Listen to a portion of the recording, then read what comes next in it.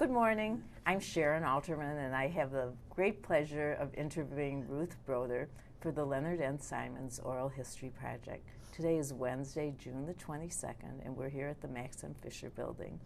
Ruth, do we have your permission to use your words and thoughts for historical research? Yes, indeed. Thank you. Well, as I said, it's a pleasure to be here with you. You are a distinguished leader of our community, and your leadership predates 1965 when you won the Sylvia Simon Greenberg Award, and continues up to this time and in the future. And we're so happy that you are also part of our interview team for the Leonard N. Simon's Oral History Project. That's a pleasure. So let's begin. Okay. Where were you born?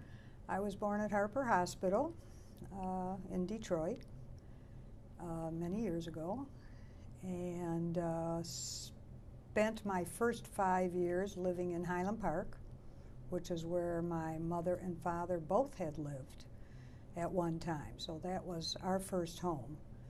I was born, I'll tell you, I'll blurt it out. I was born a month before the stock market crashed, and as I wrote, I'm writing my memoirs now, and as I wrote, it wasn't my fault. I know some people would like to blame it on me, but it wasn't my fault. So that identifies my era. So apparently I grew up during the Depression. I remember nothing at all about it. What were the names of your parents? My mother and father. My mother was Vera, maiden name Marks, Kahn, married name. My father was Ivor Kahn, middle name of Jarman. We don't know where it came from, except he was born in a small town up north, and we always accused my grandmother of naming him after the Iceman, because we thought, but Jarman I think is probably a northern Michigan kind of a name. So those were my parents. And what do you know about your parents' backgrounds? My mother was born in St. Louis. Her parents were immigrants from, both of them from Germany. My father was born in Bay City but lived in Harrisville. They had to go to Bay City to have babies. That's where the hospital was. And his parents both grew up, one probably in Latvia, Lithuania, whatever it was in those days. And I don't know. I mean, sometimes I hear that they were born in Germany. Sometimes I hear they were born in Russia. But I think they were born, I think one of them was born in Riga. But my parents were both born in this country. And how big a family did they come from? Well, my mother's mother, and her maiden name was Schubach, from Germany. She was one of 18 children. My great-grandfather had 3 wives. The first one only had 1 child, and she died. The second one had 4 children, and she died. The 13 came from the 3rd wife. My grandmother was one of 13. So it was a very, very large family. The man she married, as it turned out, was one of 15 children. 1 man, 2 wives. I think in Germany, in the old country, they were Orthodox Jews. They didn't practice any kind of birth control, obviously.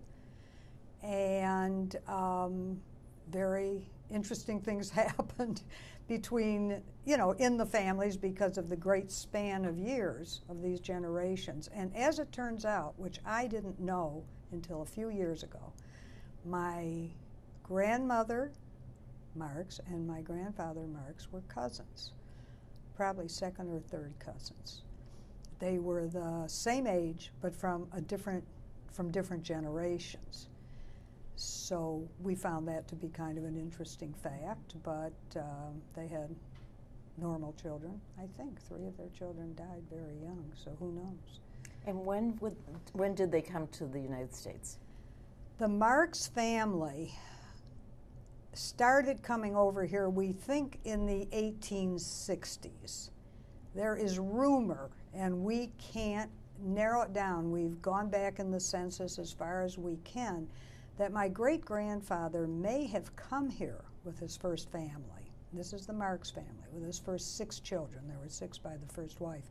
May have come here. His wife died. Supposedly she's buried here, and that's a fact we haven't been able to find yet. And then may have gone back to Germany and had 9 more children. That is one theory. The other theory is that a son of his was here very early. A son by the name of Moses, who was from the first wife, may have come early in the 60s, may have been a founding member of Sheretz Tzedek.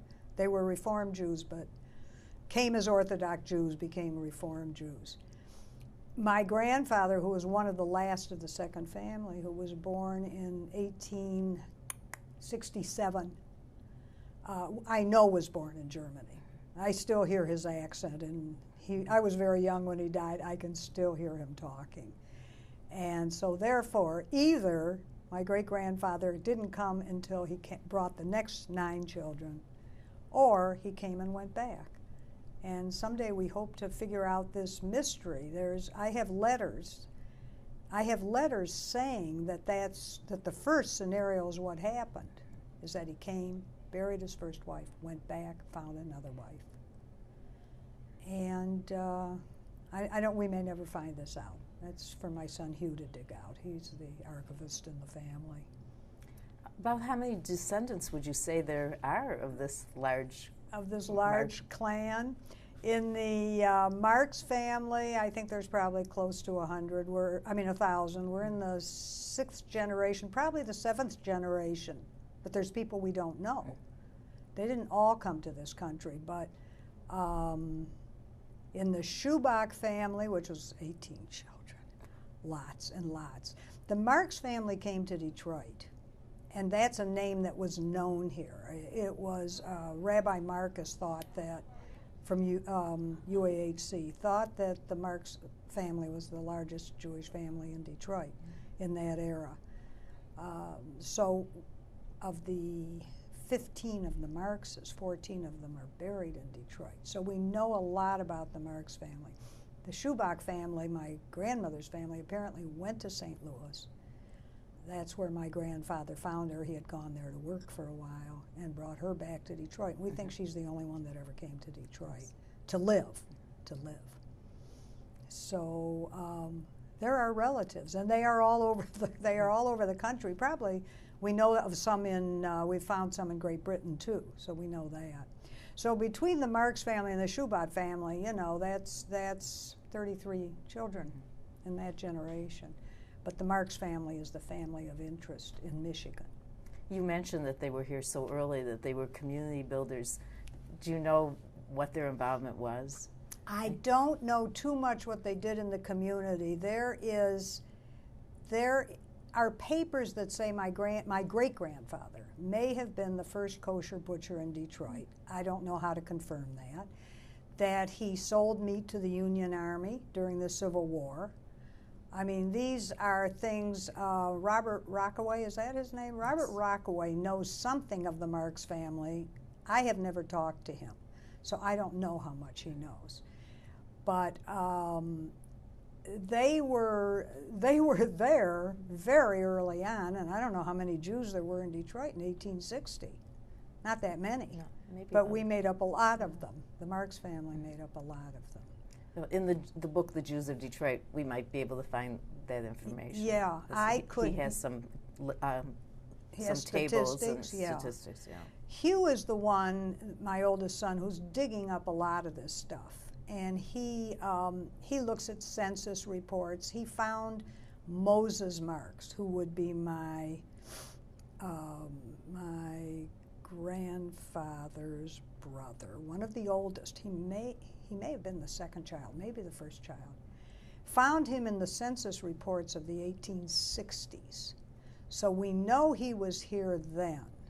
He found David Marx, my great-grandfather, the father of Moses Marx, in 1872 in the census, and hasn't been able to find anything else, but it may be that the census doesn't go back that far. And it may be that he just hasn't been able to dig it out. So that is only half of my family, because when Hugh started doing the archives, many years ago, over 10 years ago, Hugh decided that for his children, he would do 8 family trees, 4 on his wife's side, 4 on my side. He started with the Marx family, which may have been a mistake because he got bogged down. There were so many of them. And but he did that. Then he went to the Schubach family, which was harder to dig up. But by God, he finds these people. He goes. You know, the Mormons keep great records in Salt Lake City. He's found a lot there. He goes downtown to the is it the Burton lot? Yeah, and finds a lot down there. Then he got to the Kahns, which is my maiden name, and the Sandorfs, which was the other part of that family. So now we have 4 running family trees, and we're upwards in 1,000 names in each of them. He went back to my great-grandparents in each one. That's where he started, but didn't do their siblings. So it would be my great-grandparents and then my grandparents and my grandparents' siblings. That's how he did it. And the Kahn family, I think the best-known families in Detroit and in Michigan are the Marks family and the Kahn family. This is, these are the names that are known. And the Kahn family had a lot of community activists. Did the Marks and Kahn family go elsewhere in the state of Michigan? My Kahn family, sometimes I get it flipped. My grandfather was one of 10. And they came to this country piecemeal. But the first 2 to come were my grandfather and his brother Joseph. They both settled up north, one in Harrisville. My grandfather went to Harrisville, Michigan. My Uncle Joe went to Mankato, Michigan, which is a crossroads. There was nothing there but a general store. My Uncle Joe ran the general store and lived above it with his wife and all his children. And they kept kosher in these days. Bay City became the place where they would get their Jewish whatever. They'd import their meat from Bay City. They would go down to Bay City to have their babies. They got married in Bay City, but then they went back. Northern Michigan became our territory. And so my father's father, Samuel Kahn, had a general store in Harrisville, Michigan. And a sister married somebody by the name of Josephson, and they ended up in Rogers City, Michigan. And another sister married a Sherman, and that's a family we know in this community, and they ended up in Bay City, Michigan. And another aunt of mine, Aunt Grace, a great aunt of mine, married a Mahler, and the Mahlers ended up in Detroit, as did a lot of the Shermans, as did all the Kahns practically, except Uncle Joe stayed up there in that little general store in Mankato. So they really covered, you know, they came as peddlers, I'm sure. They opened stores. The Shermans went into the shoe business in Bay City. So they all became merchants. That was the upbringing. What was your early life like with this tremendous family? You know, the Markses, they were older, so you know, I knew some of them. The generations now that are my generations, I look at the names and I say, I don't know any of them. I just don't know them. There are too many of them. The Kahn family and the Sandorf family, my grandfather Kahn, Sam, married my grandmother Nellie Sandorf. They also lived in Harrisville. It may be that they were the only Jewish man and woman and therefore they had to get married, I don't know. But those are families I knew well. The Kahn family was around. I knew my Rogers City relatives well. I knew the Shermans well, the Kahns in Mankato. We used to summer in Oscoda, and I would go up to my Uncle Joe's general store in Mankato, and I have to tell you, when I think of it now, I thought it was huge. I don't know if it was, but I thought it was huge. And he sold everything from penny candy to tractors because it was a farming community. And then we would go upstairs and have dinner with his family, and my aunt, I don't even know her first name, I can't think of it. My great Uncle Joe always called her Mrs. Kahn. Always. They had lots of children. He called her Mrs. Kahn. I remember that so distinctly. And I remember going to that store, And I remember which cousins I favored, you know, I remember all of that. And it was, the summers were wonderful because I could get to Mankato and the penny candy, you know, it was great. My father came down to Detroit when he was 16, so he went to Highland Park High School, graduated from that, married down here. But some of them stayed up north for quite a while, and I still have I understand there are 5 people from my father's generation still left. My aunt lives in Detroit. She just turned 96 today. I just talked to her before I came. And I have a cousin that's living up in Lincoln. It's one of Joe's children. And I'm going to go up there this summer because I hear she has stuff about the family, and we could use it. She's 91 or 92. So we have to get this stuff while there's still people with memory. So, but the Kahn family, we were very, very close. You know, my father was one of 4 children. There were 7 first cousins. It's amazing how the size of the families shrink. Mm-hmm. My parents had far fewer children than their parents. I have more children than my parents had.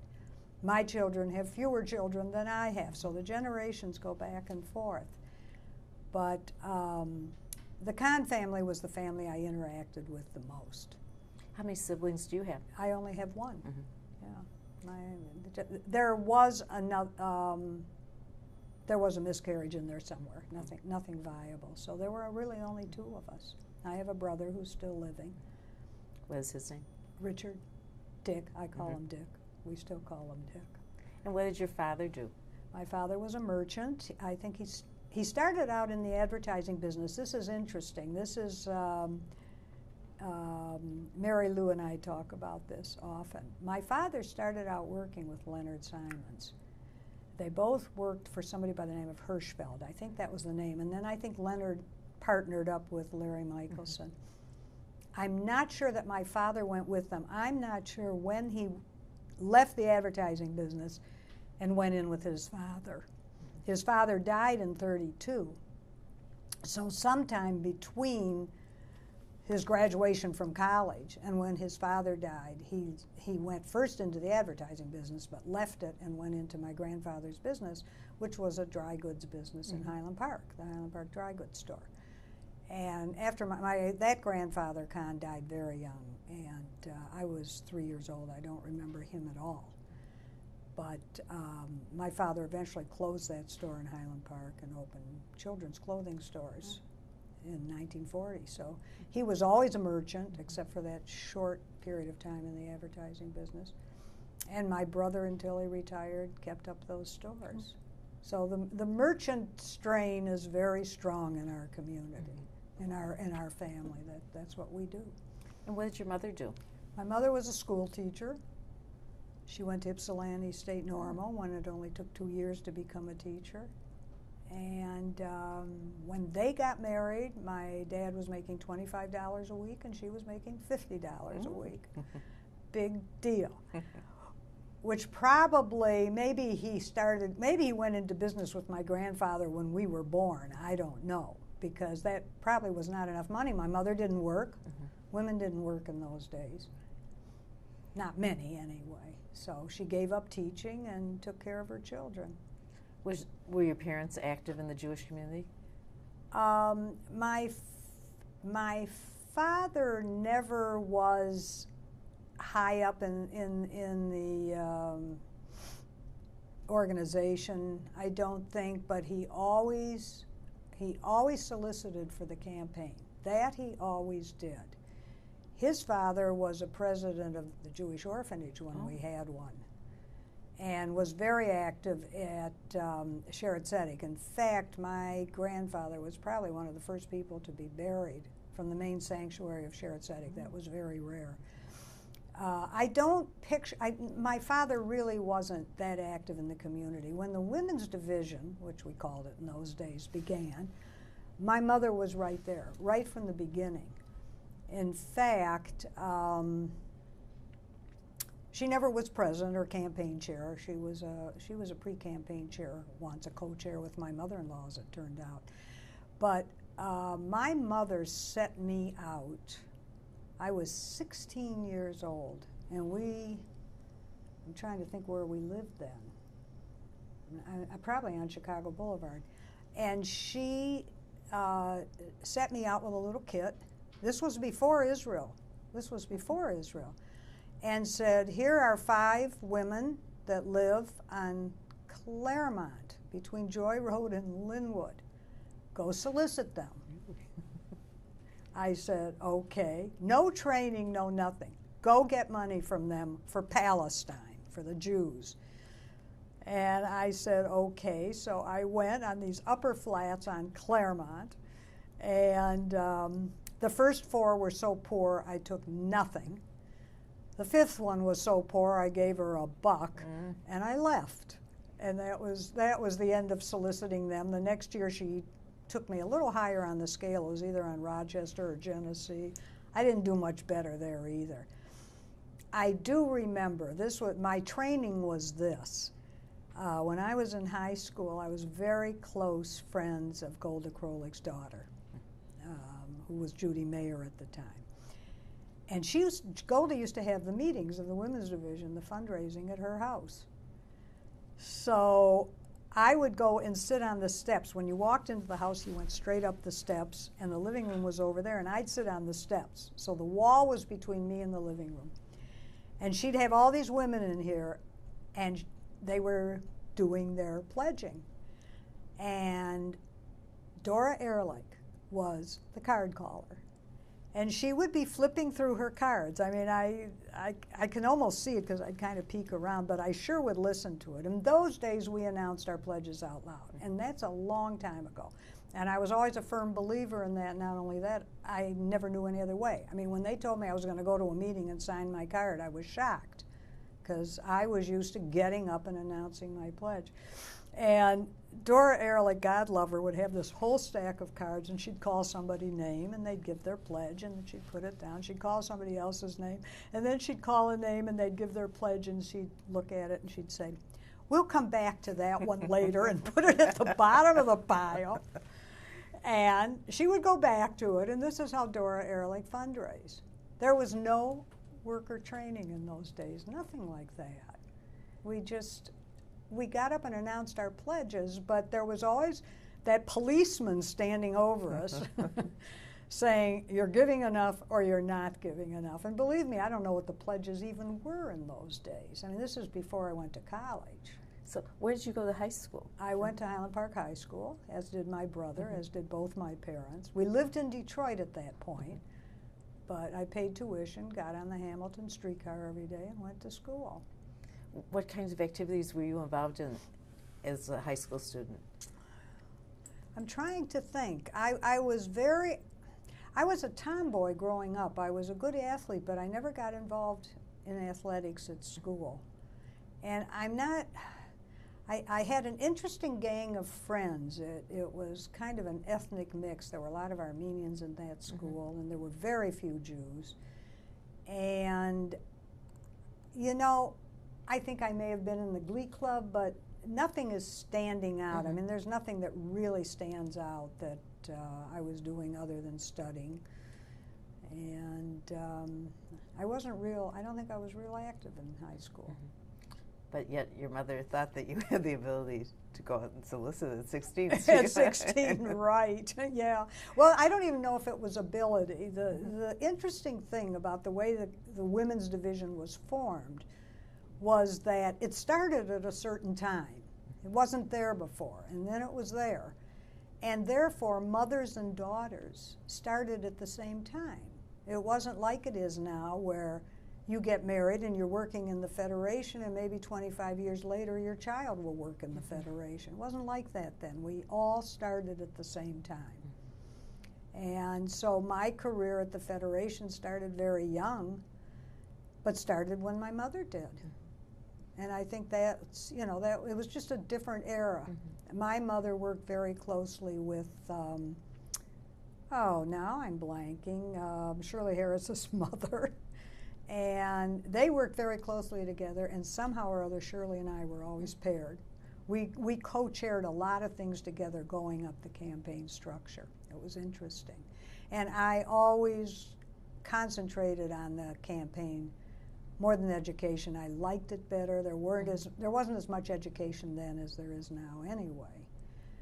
And the minute that I got married, I was out of the junior division, which is what it was called then, and they sucked you up into the women's division right away. And that's where you start. You started in general solicitation, and then we started with the $50 division and the $100 division. You know how times have changed, and just worked our way up the ladder. Were you very educated about the Jewish community? Did you have a Jewish education as a youngster? I went to Temple Bethel. My grandparents on one side were conservative, so that on holidays I knew they weren't with us until the meal. Mealtime was all the Kahns together. That was the big thing. I mean, we were a very, very close family. It was always at my grandmother's house at the, in the early years. But I went to Temple Bethel. I was confirmed. There was no bar bat mitzvah in those days. Very early, very young in my life, I remember that we did have Christmas at our house, which sounds shocking now, but they were German Jews and they brought it with them. At some point, probably when my brother started going to Sunday school, he came home and said, "No more." And that was the end of Christmas in our house. So we did Hanukkah, and Seders were probably the best thing that ever happened. We had every Rosh Hashanah, every Yom Kippur at my grandmother's house. Seders at my grandmother's house. All the Kahns, always. I mean, it was. And then, relatives from here and relatives from there that didn't have children, and that all came. My grandmother cooked it all, every drop of it, never sat down. And I asked my cousins, lately, I just said, "Do you ever remember Grandma sitting down when we were eating?" This was my Grandma Kahn, not Mark's. And they'd all say to me, "No, I don't think she ever did sit down. I think she cooked, and I think she served us. And I think that's the way it was." And when it wasn't Passover, when it was Rosh Hashanah and Yom Kippur, she made kreplach by the hundreds. I can still see her sitting there making kreplach. I only tried it once. It was a disaster. I never did it again. I had them all made. My daughter, I put them all on cookie sheets. I said to my daughter, "Take these down in the basement and put them in the freezer," and she dropped them. Oh, no. And they went bouncing down the basement steps. So my mother says to me, "Save them, you're going to boil them anyway." I said, "No, we have cats in the house. I can't do that." So that was my only try at kreplach. My grandmother was a wonderful cook. And I was giving the family dinner one night, and I don't have help in the house, and I had about 16 people there, and I was busy in the kitchen and serving and everything, and I just stood in the middle of the dining room and screamed, "I'm my grandmother. I can't sit down." So, but good memories, I have to tell you, good memories. Did you cook some of the things she did? No, I never learned to cook. I'm not a bad cook. I wasn't a bad cook. I'm now wasn't a bad cook. Never a cook like her, and never a baker like my grandmother Marks, who lived with us for a time when she was a widow. She died in our home. That was the time when 3 generations lived together, which was another thing too. They didn't have they had a home for the aged, but they didn't have assisted living then. And so, I lived with my grandmother Marks lived with me. My grandmother Kahn lived with my aunt and uncle. And that's just the way it was in those days. And then you went off to university? I went off to Michigan, where my father had graduated. And my brother was there because he was returning from the war. We're 3.5 years apart. We shouldn't have been at college at the same time. But he had joined the Navy. The minute he turned 18, he joined the Navy. So he went back to school on the GI Bill, which was a wonderful thing. So he was off in the Pacific for a few years. When I think of it now, when they talk about, "Oh, so-and-so's been overseas for 6 months, isn't that terrible?" And we didn't see my brother for 2.5 years. He was over there on that ship. We didn't know what was going on. We didn't do email, anything. I mean, we just knew he was on a ship in the Pacific. So but we were up at college at the same time, which was nice. Where did you meet your husband?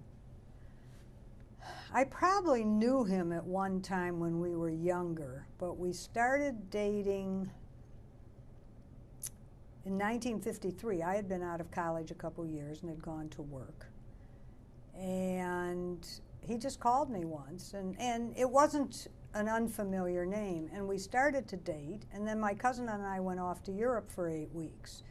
So he started to date somebody else, who's a very good friend of ours. I mean, things happen. We're very close friends now. In fact, the person he started to date, her daughter is my son's second wife. Oh. So, you know, everything is very, very close, very close. And it's a little too close. But he was in Korea. And when he came home, he called me, and we went out. And then I went off to Europe, and when I came back, we went out a few times, and then somehow or other we got engaged. I don't know what happened. I'm not sure what happened. I think we had dinner at the London Chop House that night, but I'm not sure, you know. And we got married 3 months later. And were you both active Yeah. in the community at that time? Yeah, I think we had both worked in the junior division, and his family, the Myers family, High Myers, was very active. His father, who died in 1945, had been president of the center, and his father had been president of the center, and therefore that was the, you know, that was the tradition there. He became president of the center, and his uncle, not his father so much, because his father died when he was rather, you know, when he was young, but his uncle High Myers was very active in the general community, and therefore Brewster became very, very active in the general community, much more so than I did. Mm-hmm. I mean, in Travelers Aid and USO and Red Cross and all those things, as well as the Jewish community, because his uncle said to him, you have to do both. We are part of a very large community. We are not just part of the Jewish community. I, on the other hand, concentrated on federation, especially fundraising. I was on the boards of a couple of agencies, but my interest kind of went off the side to politics too. Mm-hmm. I was very political. Came from a very liberal Democratic family, and I'm still that way. Sometimes I refer to myself as a knee-jerk liberal. I mean, I'm out there. And so politics, I worked in Adlai Stevenson's campaigns, the heartbreak of that. I worked in Hubert Humphrey's campaign, heartbreak. I mean, these were my heroes. Yeah. So. Let's get back to women's division. Okay. Because you were one of the true leaders in the women's division. Can you tell us how it was in those early days and how things have changed? It's very, very different. I think things happened by the fact of whose children the leadership began to like. I think there was a lot of that. I became a vice president of the women's division when I was very young. I don't think I was 30 years old yet. And yet, I think, I didn't have a portfolio. It wasn't like today. There wasn't as much going on. I mean, we were fundraisers. That's what we did. And there wasn't the programming that we have today. We didn't have worker training like we have today. We had G-Day, and we had a few divisions, and you moved up the ladder according to what the different divisions were according to giving, and the divisions were low. I mean, I remember the great big luncheons we had at Temple Israel, and the gift was $36.50, $36.50, which is obvious. Something about 365 days. And we had our shoebox campaigns, and we had G-Day at the fairgrounds, and it was a different thing, so that even though I was active in the campaign, they made me a vice president, but they didn't give me anything to do other than continuing to be active in the campaign. And So that's, you know, that's just the way it was. It's a very different animal today. Tremendous changes, I feel, and probably much for the better. We know now why we solicit. We know why we're asking for this money. When I really started, when I was really, really young, there wasn't even an Israel yet. But then Israel became our focus. And we solicited on the basis of Israel, and this is what you gave last year, so can you give 10% more this year? That was kind of the way it was then. And somewhere along the way, Mildred Grossman, I remember this, I don't even remember what year it was, she had taken sensitivity training. And she decided we could apply this to worker training. So she trained a bunch of us.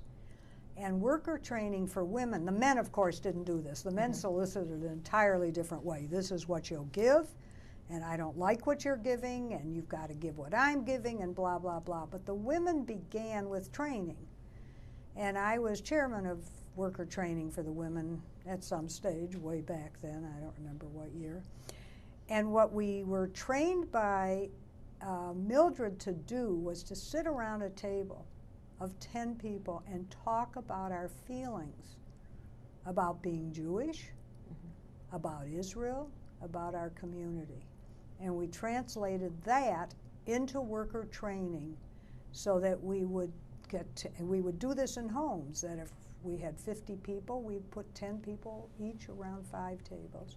And we would talk about, tell us how you feel about being Jewish. What's the first thing you remember about your Jewish life?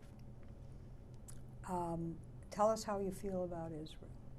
And then we would get into techniques. Okay, now how do you take how you feel and solicit somebody and find out how they feel and really sit down and talk to people about their pledges and do it face to face if you can. And this was the genesis of all this. And it was really Mildred who kind of got us into it and how to do it. So that worker training became a very integral part of women's division campaigning. And when I was campaign chair for the women, Jane was my worker training chairman. And the two of us became a team. It was kind of interesting. We went to New Jersey, we went to Florida. Jenny Jones called us to come down to Florida to train her women, because Jenny gets down to Sarasota, this, you know, godforsaken land of Jews who aren't involved, and, you know, organize the community. And she brought Jane and me down there. And it was fascinating. We stayed with Jenny, who in herself was a character and a great mentor. But Jenny puts us up in her wonderful place. I think Harry had died by then. I don't remember him being there. And I remember getting up at 7 o'clock in the morning to go to the bathroom. When I came back, Jenny had made my bed. I could not believe it. She was obsessed. And Jane and I would go in to take showers, and we'd wipe ourselves. And the minute we were finished, she'd grab our wet towels and give us dry towels. I mean, Jenny was a character. But Jane and I had this dog and pony show where we would sit down with the women in Sarasota who knew nothing and train them how to ask for money. And we did this in several places. Jane went a lot more places than I did. I went to Cincinnati once. I went to Lexington once. And we trained women, you know, we kind of got this movement going around the country. I mean, Detroit's women's division was the women's division. So those were good times. We had good times together. You talked about Jenny as a mentor. Who were some of your other mentors? I would say there were certain women that I really loved, but I can't say they were mentors because I was too young to know where I was going. I loved Golda Krolik. Beside the fact that she was the mother of some good friends of mine, I just loved her. I loved Gertrude Weineman. Gertrude Weineman became my girlfriend. That's how I referred to her, as my girlfriend. And she was a wonderful, wonderful woman, very proper, had these meetings in her home. But we became good friends because she used to bring one of her grandchildren up to Charlevoix when we'd lived there, and she'd bring this little southern boy over to our house in his white shorts and his white shirt, and he'd say, Ruth, take him out and dirty him up a little bit. But she was a good woman. I would say that Frida Stolman probably, if anybody was my mentor, it would have been Frida. Not because she picked me, but because I picked her. We didn't do mentoring in those days. But she was just so admirable. Everything about her. Margie Fisher brought her into the Federation picture. She told, nobody knew about Frida. Her husband and his brother were maybe even in the grocery business before the real estate business. They weren't part of the so-called Federation clique. They were, you know, which has, that by the way has changed too. I mean, there was this Temple Bethel Reformed Jewish Federation clique at one time, and that doesn't exist anymore. And Frida was brought in by Margie, and she told Max, her husband, here is a woman and here is a family, and they should be involved in our community. And of course, they were involved. Phil became more involved than Max, Frida's husband. Frida's husband was kind of a shy man, and he didn't do what Phil did. Phil was active. I think he was a campaign co-chair at one time. Frida was a wonderful, wonderful woman. She followed Margie as pre-campaign chair, and then she became chair of the whole campaign, and then she became president of the women's division. She brought a different tone. She brought a real honesty, ethical. I liked Frida. She was a good woman, very good woman. I was sad when she died. And I became friendly, real friendly with her and with Tilly Brandwine, you know. These were the women I worked with. I mean, I like to think they're a different generation than I am. Maybe they're not. Maybe we're all part of the same generation. My Aunt Bernice Hopp was a leader in the women's division.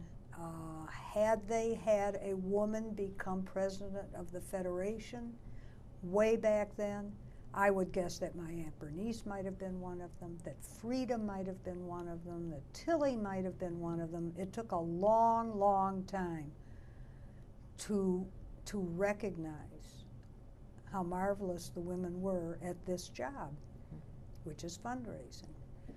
And yeah, it took too long. It took way too long. I think we were the people, the women were the people that brought the campaign into the home and to the family and to the children of all these people through the worker training. And I became a vice chairman of the campaign at some point under Irv Seligman, which kind of surprised me, and Dave Handelman. And Michael Feldman and I were co-chairs of worker training. They decided they were going to start to train the men. Well, I have to tell you, Michael and I did the first one. And we had these men, and they looked at us like we were crazy. What do you mean we're supposed to talk to our prospects this way? This isn't the way we do it. We say, you make so much money a year, and you should be giving this, and blah, blah, blah, and blah, blah, blah. And Michael and I went through our whole routine, which I had learned in the women's division. Michael came right along with it, and that generation was wonderful. And those men believed in worker training, but that's Michael's generation, Larry Jack Keir, all those people. And I don't know if they still do it. I assume that they do because women are now involved in the general campaign. But that was our first shot, and I have to tell you, walking into a room of men who had always solicited a certain way and saying to them, you are doing this wrong. There are things to talk about. Saying to a man you should give X number of dollars isn't the way to do it. There's a whole country called Israel, and you're just doing it on the emotions, but you're not telling them why. And then we have a community here, and we have lots of agencies here, and you don't even talk about it. So it's time to be talking about it. And I think that's when we began to push our own community as much as we pushed Israel. Even though Israel still, I think, is the impetus for the way we give, our own community is much more important. When I started, we didn't talk about our community. We knew there were agencies out there. We didn't talk about that. It's not what we talked about. When was that breakthrough, when you became an associate chair? In the 80s, early 80s. Yeah, early 80s. And I became a vice president of the Federation, too. That was kind of new. It's interesting. Shirley and I became vice chairs of the campaign at the same time. I mean, our careers were parallel. By that time, we had both been campaign chairs for the women.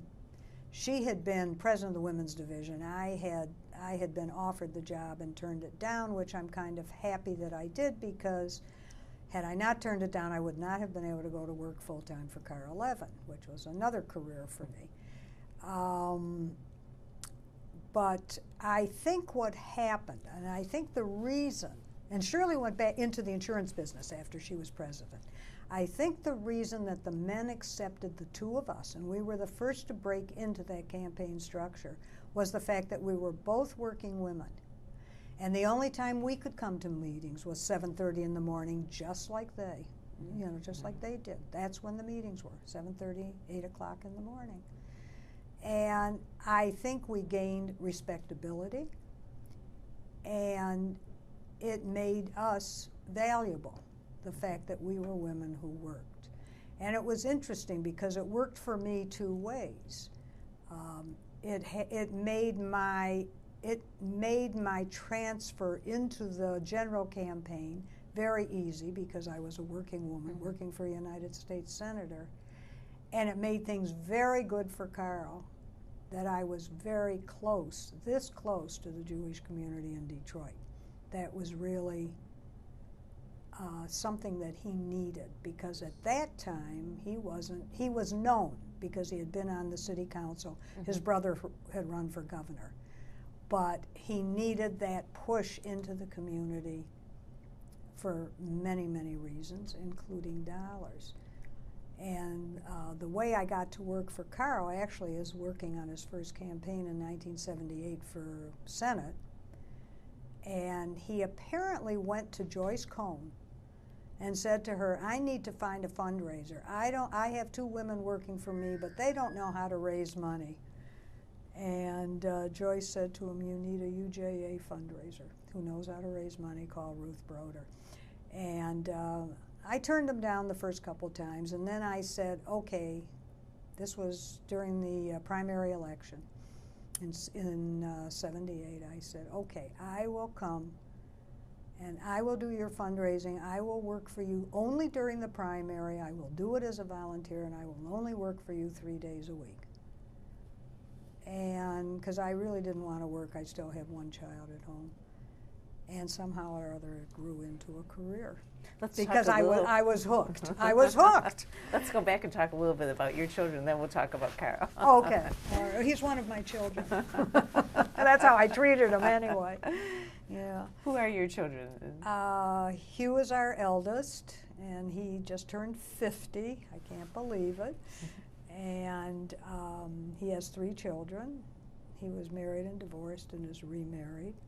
And he's in the advertising business, and he started with Blood Donor, as everybody in this community did, but he's now the vice president and in charge of, oh boy, I don't know. He does all the television commercials for Chrysler, Dodge, and Jeep. He works for BBD&O. That's where he ended up. He worked for a few companies, but he's very well thought of in his trade, and companies kept taking him away from other companies. So that's where he is today. And Suzanne, my only daughter, she's 48 now, and she went out to Park City to go skiing after she graduated from college and never came home. And she's been out there for 25 years. I still haven't forgiven her, but because of that, I have a great love for the West. I didn't know the West. And she lives in Utah. I love it. I mean, we visit the parks. I go in the winter, I go in the summer. In fact, I just got back. Her daughter just graduated from high school. So, but I only see her 3 or 4 times a year, and it's not enough. A mother needs her daughter. And the next child is David, and he is now 46. He lives in Waltham, Mass. He is not married, and he's been out there in that Boston area for over 20 years in Massachusetts. And Richard is, I guess he's 46 years old, isn't he? No, he's 44 years old. If David's 46, Richard's 44. Richard lives here. He started a business with Todd Saxey. They're in the real estate business. And he's president of Hebrew Free Loan. And he has 2 little girls. So one just bought mitzvah. So that's the family. So I have 2 sons here, 1 daughter who left me, and David, who's in Boston. Yeah, 4 kids. Kids in their respective communities carrying on the tradition? David, no, he doesn't have a lot of means. He, you know, the Jewish thing is not that prominent in his life. Being single doesn't help. And Sue, out there in Park City, which is an interesting community. It's a blue city in a very, very red state. It's probably the reddest state in the Union. And a lot of transplants. I mean, everybody comes from someplace else that lives in Park City. A lot of mixed marriages. Sue married a man who isn't Jewish, but he's an atheist. He doesn't believe in any Christmas, Easter, forget it all. And so Sue's children were brought up Jewish to a point. Andrea had a bat mitzvah. Alan did not want a bar mitzvah, so he has not had it. And they do Hanukkah, and Steve's family's wonderful. They do not send the kids Christmas gifts, they send them Hanukkah gifts. There's no mention of Easter at that time of year. And they have Seders every year. Lot of families in Park City that are half Jewish, and a lot of the children are brought up Jewish. So that it's there. Andrea knows she's Jewish. What she's going to do with it, I don't know. And you just have to wait. I never said to my own children, you must marry Jews and you must become active, and they know that I spent and that Brewster spent entire adult lives working for the community as volunteers. They know that. And though we are not temple goers, we don't keep kosher or anything like that, we have belonged to congregations all our life, sometimes 2 at a time. And Friday night dinner was very important in our house, and when I can on Friday nights now, I have the kids here, and when it's at our house, it's candles and, you know, kiddishes and the whole works. And Seders. I always had the Seders. I'm trying to get rid of doing the Seders. I'm having a hard time. But it's important. Do them so well. Huh? Because you do them so well. Yeah, but it's too tiring. I can't do it anymore. You know, I can't sit there for 2 days and make gefilte fish, and then Richard says to me, it's okay, but it's not like Ruth's. Ruth worked for my mother-in-law and made fabulous gefilte fish. I use her recipe, I watched her make it, and that snot sits down and says, it's okay, Mom, but it's not like Ruth's. I say, I don't need this anymore. Don't tell me that. But they love my briskets. I only make kosher briskets because it's better. And they love my briskets. Grandma, will you make a brisket? We'll come for dinner. So that part's good. But I'm not a Jewish grandmother like my grandmother was. My grandmother was a Jewish grandmother who cooked Jewish food and served it to her family and never sat down. She was a Jewish grandmother and mother. But you don't sit down either. You do so many Not when things. I eventually sit down, and then by that time I've missed all the conversation. I know nothing that's going on. and that's just kind of the way it is. But I don't sit down because I don't have help in the house. She didn't sit down because she didn't sit down. Yeah. She didn't set a place for herself. That wasn't her. Her job was to cook and to serve us. She was not a liberated woman. She was a wonderful woman. I loved my grandmother. And you are a liberated woman. Let's talk.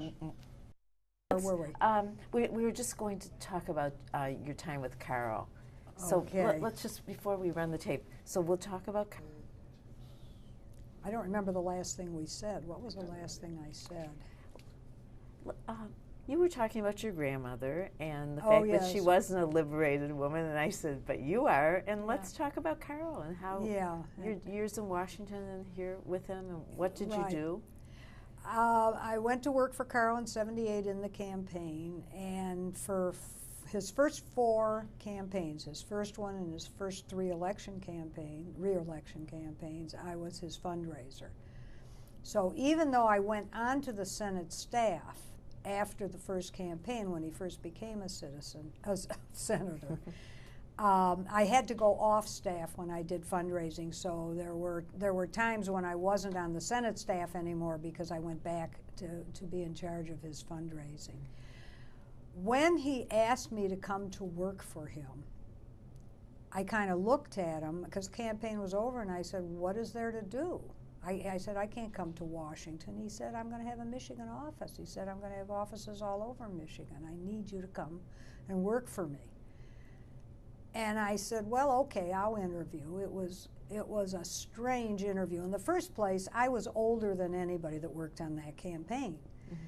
And I think I was 49 years old in the first campaign, and everybody else was in their early 20s. I kind of, as a sideline, I think that has helped to keep my frame of mind young, is the fact that I always worked with people. And as I got older, they were still coming in their 20s. I always worked with young people. So although I picked up some of their bad language, I did, it did keep me refreshed, to say the least. I was interviewed. It was a strange interview because they didn't know how to interview me because I was older than Carl and the people that were interviewing me. And I had gotten pretty down and dirty during the campaign, and they just couldn't get through it. I can remember saying, "Come on, guys, you're doing an interview, be serious here." So anyway, I was a given, obviously. And I didn't work in Washington. I worked in the Detroit office. We had many Michigan offices later on, but we started in Detroit. One of my portfolios, of course, was the Jewish community. Carl always had to keep very close contact with the Jewish community, not just here, but all over the country. It was important. It was important for his viewpoint, and it was important for future fundraising, naturally, because that's where most of his money came from. So I did that. At the same time, I was in charge of all the ethnic communities. I began to work with the Armenians, the Greeks, the Chaldeans, the Lebanese, mostly the Christian Lebanese, but later on the Muslims, the Latvians, the Lithuanians, the Poles, all the anti-Semites. It was kind of interesting, who loved Carl. And the only communities I never worked with were the black community, because that would not have been acceptable to them, and the Hispanic community, which was very, very difficult. And he had somebody on staff that was Hispanic that did that. But I did all the European, Eastern European, and Arab communities, even the Palestinian community I worked with. So that was a big part of what I did. I was kind of a catch-all. My title was special assistant, which I gave myself because nobody ever knew what to call me. I wasn't a caseworker, I wasn't a community developer, I wasn't in charge of the office. There was a Michigan representative who was in charge of the office.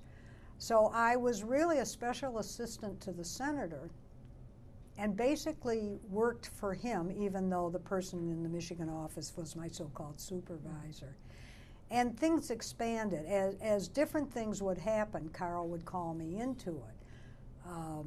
if there was casework, which I normally didn't do, but if there was any immigration or any kind of casework having to do with Israel, I was the one that did it. Carl had some very sensitive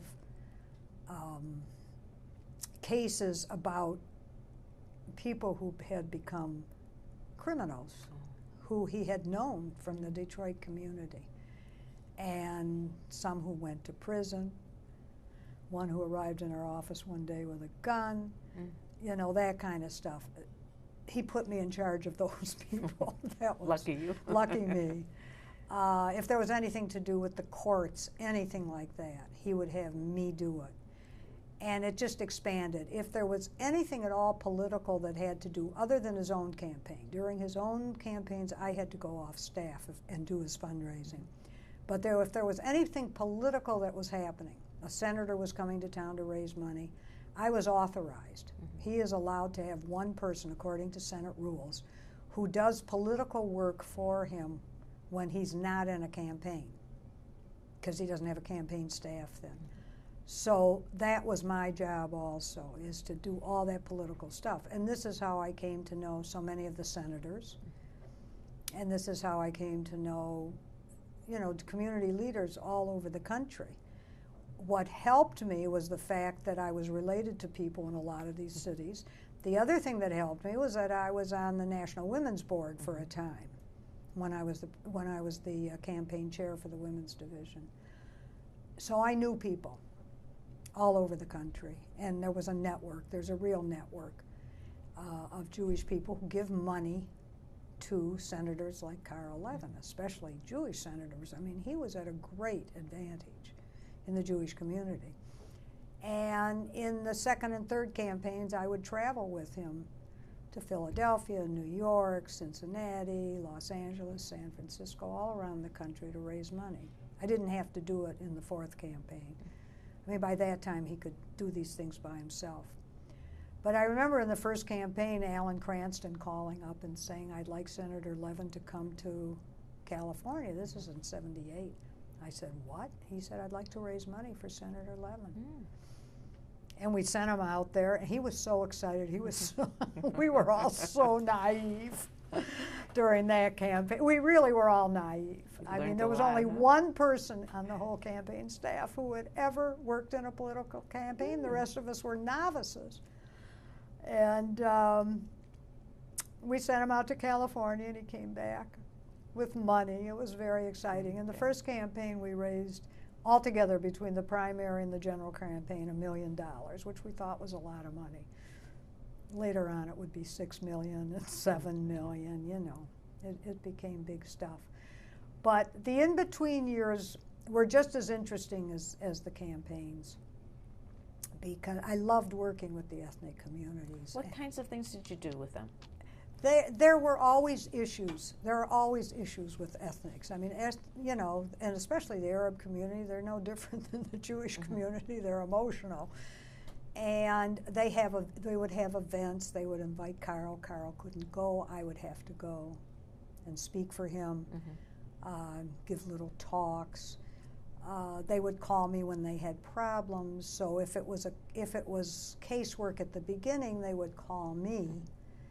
And then I would hand them over to a caseworker unless it was really sensitive, you know, immigration problem that they thought maybe I could handle. But the ethnic communities were very interesting, and they would call because they were tearing at him. You know, the Indian community was unhappy with the Pakistani community, and the Palestinian community was unhappy. And after Carl and I went to Lebanon in 1982, we had a sit-in in the office. Part of the Lebanese community came and sat in our office all night long. So we had to stay there. We couldn't get out. I can remember sleeping under my desk all night long, but they would not move until Carl did a certain thing. And the ethnic communities are demanding, very demanding. So besides keeping Carl in touch with them, which I had to do, and sometimes the Armenian community, for instance, and those were the days when Alex Manoogian was alive, and he was like the Max Fisher of that community. A wonderful, wonderful man. I grew to really love him. But he was tough. He was really tough. And he would call me up and say, I need to talk to Carl about this with the Turks and this with the Greeks and blah, blah, blah. And so that's what we did. And I was kind of the liaison to Carl from this community. Either I would take down everything they said, give it to Carl, get it back to them, or get Carl together with them. We had lots of meetings. Mm-hmm. I would say the toughest meeting we ever had, it's interesting, with all the ethnic communities was when Carl sat down with the Orthodox community. Tough, tough. The only other time I remember having an experience, and they were tough till the end. I mean, they're an unforgiving community if they don't like what you're doing. The other community, the Chaldean community, which is fascinating, and I was very close to that community, they had a supper club one night. And I remember Carl and I went and had dinner with Mike George, who was the godfather of that community. And then they had a meeting. And Carl was on the hot seat, literally. He was sweating, perspiring, was pouring down because they were shrieking at him about the Palestinians, about Arab. They were Chaldeans. They had nothing to do with that part of the world. But they were shrieking at him for his views on the Palestinians and on Arafat and all of that stuff. And it's all over. The chairman calls the meeting to an end, and they all rush up and throw their arms around him and kiss him. Carl, we love you. We love you. So it was, they knew how to put it aside. Mm-hmm. They didn't agree with him on issues, especially the Palestinian issue, because the other, Iraq wasn't an issue in those days. And but they loved him. They loved him. Were you ever able to take some of these ethnic people to Israel, ethnic groups? No, we never did. But when I went to Israel and Lebanon with Carl and Chris Dodd, Senator Chris Dodd, in 1982. He was another senator I fell in love with. I fell in love with two senators. One was Paul Sarbanes from Maryland. The other was Chris Dodd. We became very, very close friends. And we went to Lebanon and Israel together, and that was during the bombardment of East Beirut. I don't know what I was thinking, but you know, it's funny how sometimes people will say things are so scary in Israel, terrible things are happening, how can you go there, and you get there and you forget about it? We walked into Lebanon, and we were in East Beirut. The State Department asked us not to go into West Beirut. This is when Arafat was still there. And the Israelis were bombarding West Beirut, and they said, don't go into West Beirut. If you have to talk to them by phone if you want to, do it. But don't go in there. And I remember the trip well because we were in buildings in the green zone between East and West Beirut, and there were pings going off against the wall, and I said, what's going on here? Well, the PLO was just, they knew we were there. They didn't want to kill us, but they were popping these shells at the buildings, which were totally ruined. And I had lunch. We had lunch, not I.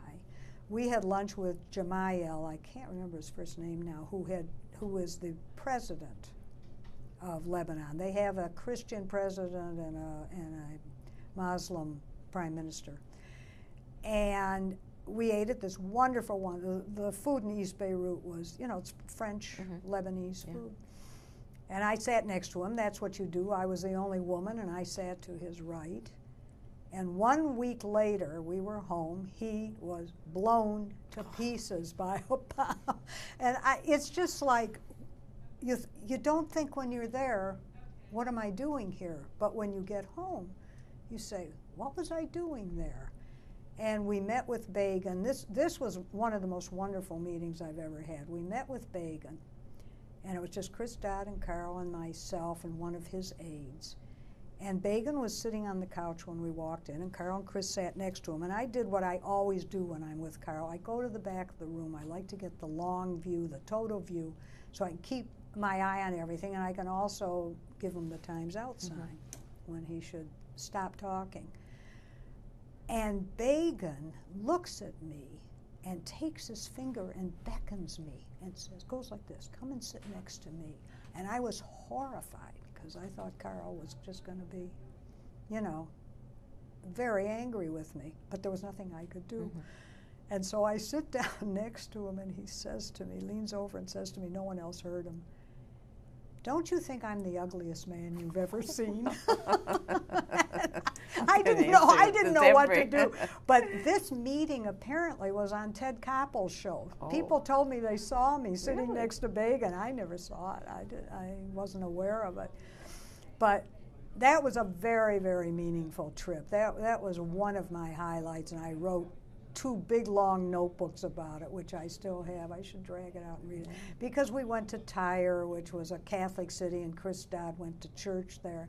And we went to Sidon, and we sat on the roof of the hotel we were staying at as the rockets were flying back and forth between West Beirut and East Beirut, and the Israelis were there. And it was quite a trip. And that was, I guess it was a plus, but, you know, when I got home, I thought to myself, really? You know, I never was frightened, and why wasn't I? Because it was scary stuff.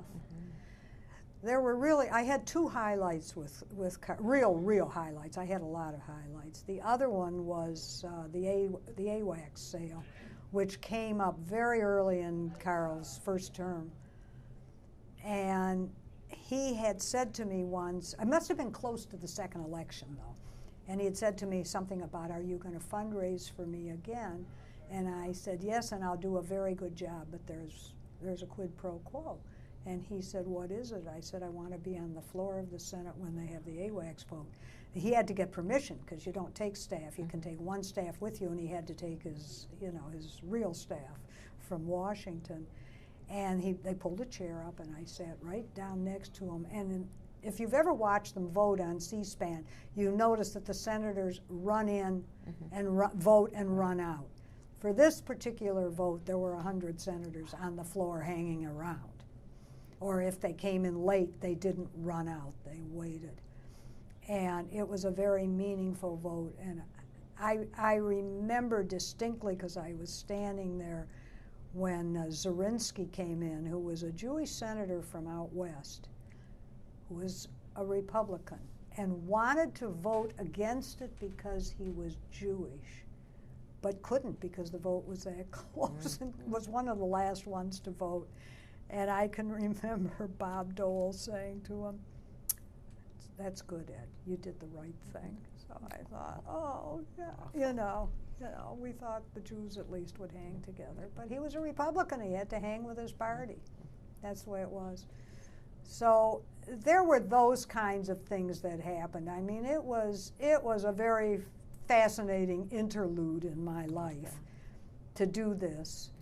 Both the fundraising, because I met so many people, going to Washington because I struck up a relationship with some of the senators who I really loved, and then helping in those days David Hermelin, who always had these fundraisers at his house for the senators, and getting them in here and knowing them ahead of time because they had fundraised for Carl and now we were going to fundraise for them.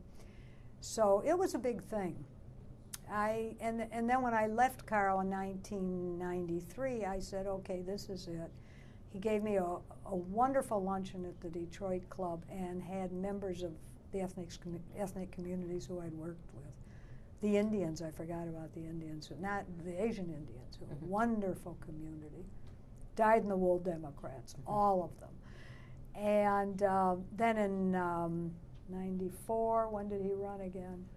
Anyway, the next time he ran, I'm losing my years, 1996, I went back and worked on that campaign. He begged me to come back. But in between, I got involved in the Miracle Mission with Jane in 95. That's it. And then I went back to work for Carl in the 96 campaign. How did the Miracle Mission evolve? The Miracle Mission evolved probably as an idea, maybe originally Bob Aronson and David Hermelin and Jane would be my guess. Jane, who ended up being in the first one in 93, a co-chair, basically ended up running it. And she wrote the Bible for miracle missions. I mean, other communities would, I mean, she wrote a volume on it. And other communities, as well as our community, used that as the Bible from then on. In 1995, I was finished working for Carol, and she said, come and be my assistant on the second miracle mission when she was the director, actually the director. So I did that, and I did a lot of work. She would go out to Aspen, and there was a lot of stuff, so I became very familiar with it. When it came time for the third miracle mission, which was 1999, Michael Burke asked me if I would be the director, and I said, only if Jane will hang in there with me, which she promised to do. And then the minute I said yes, backed out, said, you're on your own, kiddo, I'm not doing it. So that's why I did the 99. But it was Jane and somebody else's brainchild. She was the one that learned how to put it together. And working with her was very helpful. Doing it alone I thought was going to be scary. It wasn't. I was able to do it because she had taught me. I had to go back to her when I had to deal with El-Al. I just said to her, when it comes time to deal with El-Al, I will not do that. You know how to talk to them. I cannot talk to people the way you talk to people. We all know the way Jane can talk to people. And I wouldn't do it. I wouldn't talk to people that way. She did that for me. So 99 was great. When they asked me to do the next one, I said, no, I'm finished. I can't do this anymore. And then last summer, Mark called me. That was the summer of '04, I guess, and said, do you want to do a family mission? I said, absolutely not, Mark. I can't do this anymore. I can't work 10, 12 hours a day anymore, because that's the way I worked. When I worked here, I worked that way. When I worked for Carl, I was in his office every morning, downtown at 8 o'clock. Didn't leave there till 6 o'clock at night. I said, I can't do it anymore. He said, come and get us started. So that's why I was involved in the family mission. I said, I will help you hire somebody. And I think we made a very, very wise hire there. I'm so pleased with Dina. What have the missions meant for Detroit, these mega missions? I think it's an interesting thing. I can say it now, and I have said it to Larry Jack here, and I have said it to Bob. I didn't like the fact that we would take people to Israel and not solicit them there. My background is I'm a solicitor. And I believe when you go to Israel, that's the golden opportunity. I learned that in 1969 when I went on my first mission. That's where you solicit people. I was the first person to solicit Susie Citron, by the way. She was on that mission, she and Bobby with us. She had just gotten married. So I was the first one to solicit her. I got her in the back of the bus. But that was my belief. But Bob's theory of the miracle mission and everybody else's theory was get people to Israel, get them to love Israel, the rest will come. I don't know how good the history is of giving, of people that we took to Israel. We kind of became, I mean, it was wonderful what we did. We put them on the plane in Detroit. We brought them back to Detroit.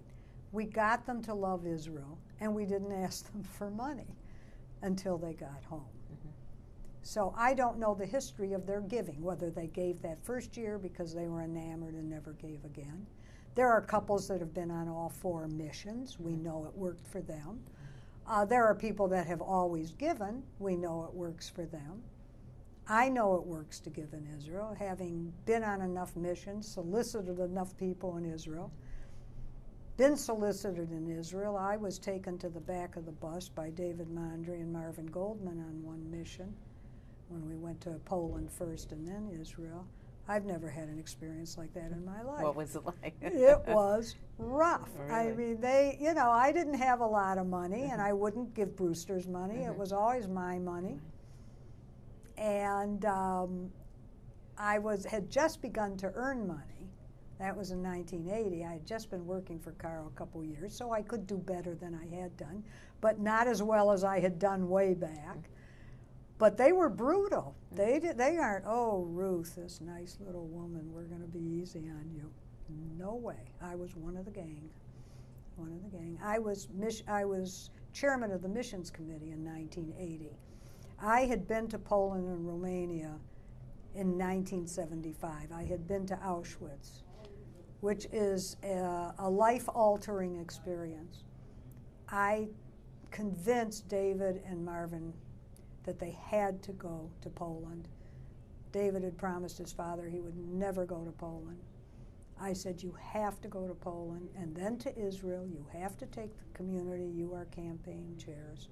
And they finally agreed, and we went. It was quite a trip, quite a trip. So my trips to Israel have been wonderful, every one of them. I mean, I've either been on missions. We took our family in 1972. The 6 of us went. I went to a Jewish agency meeting once. I went on a couple of Jewish Welfare Board missions once. That was Brewster's involvement. Every trip to Israel was wonderful in a different way. The one in January of '74 was the most heartbreaking. It was right after the Yom Kippur War. The hotels were empty. The Israelis were down in the dumps. When I went in '69, there was a real euphoria in Israel. It's right after the Six-Day War. I mean, everything was wonderful. Every Israeli man was a wonderful soldier, blah, you know, that sort of thing. When I went in '73, boy, it was different.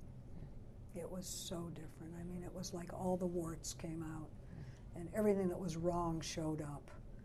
And it was a tough trip, one of the toughest I've ever had. But it doesn't matter. Every trip to Israel is wonderful. Everyone has been different, and everyone is wonderful. And this community continues to be so supportive of Israel.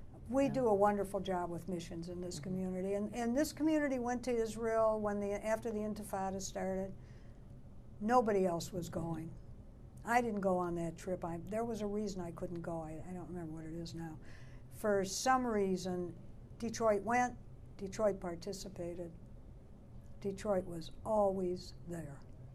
So we have a wonderful reputation, I think, in Israel.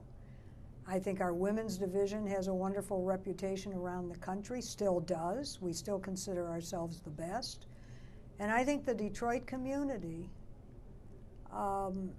is one of the best, probably, maybe even the best Jewish community in the country when it comes to giving, education, which all came later. It wasn't, you know, this kind of, it's just so different than it was when I started. Just evolved. It evolved into something wonderful. I think it's probably going in the right direction. I can't say that.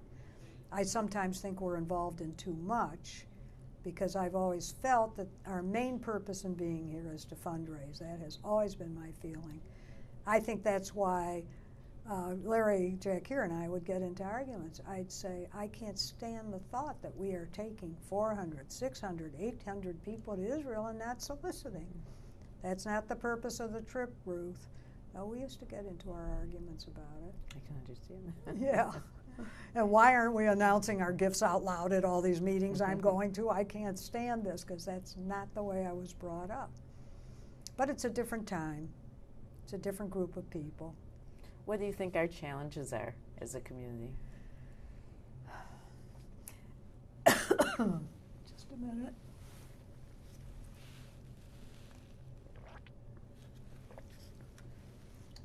My son's generation, I'm a little worried about, but I think they're doing pretty well. My grandchildren's generation, I really worry about, and I think the very big difference is this.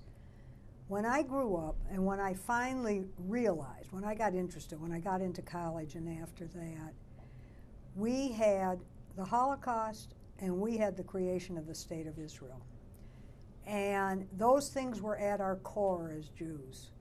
When I was in Poland, I was just, I've been there twice now. I've been to Auschwitz twice. And something just happened to me. It became part of me, and it really, I was affected in a way I never expected to be affected. The creation of the State of Israel is in our gut, my generation for sure. We took our children to Israel when they were younger. They got some of the feeling. My grandchildren, I don't know whether their parents are doing the same. And the world has gotten bigger or smaller, depending on the way you want to look at it. And the young people today have different issues. Israel's there, the local community is there, but there's hunger. There's a war going on in Iraq, which more and more people, finally, I've been opposed since the beginning, more and more people are beginning to think, you know, what are we doing there? There's homelessness. In Detroit, there's the symphony, there's the DIA, there's other things. When I was growing up, things were there, but the Second World War didn't involve me, other than the fact that my brother was out there. Homelessness and hunger, I didn't know too much about that. Nowadays we know about it all. It's in our face. Health insurance, these are our issues now. So therefore, is Israel our children's and our grandchildren's issue? I don't know if it's their issue. Is the local Jewish community their issue? Only if they become involved in it. You know, our children know that Brewster was the president of the Jewish Community Center. They know that I sat on agency boards. They know that I spent my entire, adult life raising money for the Federation. Does it hit them the same way? I don't know. I'm just not quite sure about that part of the future. I think they're working very hard here. I think they're doing a good job here. And maybe that's why they've gone into so much programming. I sometimes wonder too much programming, whether the center shouldn't be doing some of this. But maybe this is why we're doing so much programming. It's certainly the reason we're emphasizing Jewish education, because I think we can see out to those future generations, and that maybe it's not going to be there. I think the smartest thing we've got going is the philanthropic fund. And any community I talk to, I don't talk to many anymore, I say, you need philanthropic funds. You need a future when your givers are not as plentiful, when they can't give as much. And I firmly believe in the philanthropic funds. I have a PACE fund here. I have a few life insurance policies. I did have a regular philanthropic fund, believe it or not. I closed it up. I sent all the money to the tsunami relief. Oh, really? I said to Stacy one day, send it all for the tsunami relief. Close it up. I can't keep it up anyway. I can't put any more money into it because I'm not working. But I'm happy that I have my PACE fund, which is nice, and which I know is always going to be there. We're coming to the end of our interview. Is there anything we missed, speaking of, that you'd like to have on tape? There's probably something out there that I'll think of after you turn the camera off, but. What about a message to your children? It's interesting because I don't tell my children or my grandchildren what to do. I'm hoping that they'll get it by watching what we did.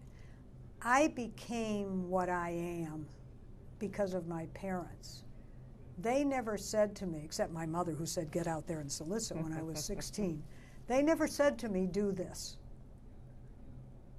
It happened. And I'm sure Brewster's mother never told him, do this.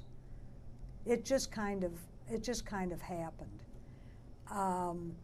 It was an interesting thing. My granddaughter Erica called me up one day and she said, Grandma, I want to interview you. And I said, what's it about, Erica? And she said, well, I want you to think about it. I'm not going to do it right now. I want you to tell me who your hero is. That's an interesting thought because I've never, I don't think, had heroes, actual heroes. And I thought for a while, and I finally decided it was probably Golda Meir because she was a strong woman who made a difference. She resigned because she was unhappy, because she blamed herself for the Yom Kippur War, but she was a strong woman who made a difference, who came to this country very early on, before Israel was a state, to raise money for the Jews to go, And she said to me, weren't your mother and your father your heroes? And I said, no, they weren't. They were my mother and my father. And what I am today is because of them. And they weren't my heroes. And I think this is what I want my children to understand. My mother gave me a style of life and a feeling of independence that as a woman I can do what I want to do, because she was very independent and she was just modern. And I think it's because of her that I was able to work with 20-year-olds and be independent, which I think I am, though not financially independent, but independent. And she gave me a sense of style.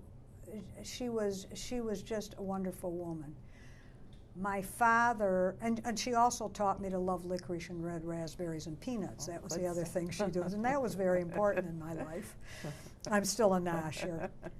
My father was a very, very wonderful, nice, ethical man. And I think he gave me my sense of ethics. I can remember Carl asking me once if something he wanted to do was legal. And I said to him, it's legal, Carl, but it's not ethical. And he didn't do it. And I think my father gave me this, a strong ethical viewpoint. I don't think my father ever berated anybody. I never heard my father swear. Never. I mean, if he heard my mouth today, he would be shocked. But that's the times, too. That's the times today. He was sweet. He was there. He was gentle. Growing up, he was hard of hearing. He had operations later in life. I think he probably enjoyed his grandchildren more than his children because they did fix his ears that he could hear. But I think it was his ethics that I latched on to and felt I still today feel that that's the most important thing. And when Richard went into his own business, I said to him, please don't ever do anything that isn't ethical, because you're in a business where you can. And just please don't do that. Be ethical all your life. My father he was such a wonderful man. He would say to my mother before they went out, what are you wearing tonight, Vera? And she'd say, I'm wearing my gray outfit, so he'd wear a gray suit. And she'd say, I'm wearing this blue dress, so he'd wear a blue suit. And she'd say, I think tonight I'll wear my brown dress. And he'd wear a brown suit.